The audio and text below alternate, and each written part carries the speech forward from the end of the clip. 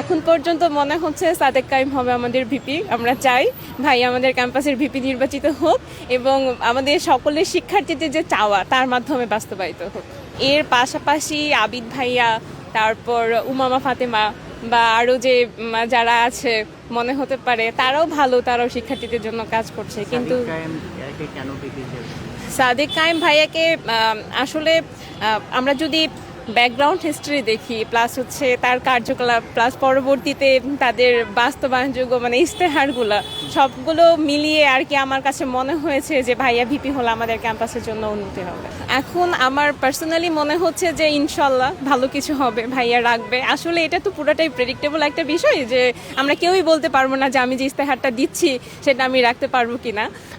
তবে মোটামুটি আমি ধারণা করছি যে পুরোটা না হলে অন্তত 60 to 70% যদি হয় সেটা আমাদের ক্যাম্পাসের জন্য অনেক বড় একটা সহায়তা হবে। না, এটা আসলে শোনা কথা যে নারীদের ভোট পাবে না। আপনি যদি হচ্ছে আমি রোকেয়া হলের ভোটার, আপনি যদি রোকেয়া হলের চিত্র দেখেন বা রোকেয়া হলের কথা যদি বলেন, অনেক মেয়েরাই চায় যে শিবির সমর্থিত যে প্যানেল সবাই না হলেও অন্তত ভিপি যেন সাদেক কাইম ভাইয়া হয়। অন্তত অনেক মেয়েদেরই চাওয়া এটা, যে অনেককেই তো দেখলাম তাদের ব্যাকগ্রাউন্ড হিস্ট্রি বা অনেক কিছুই তো দেখলাম, অনেক কিছুই তো হলো, এবার একটু নতুন কিছু দেখি যে কি হয় আসলে।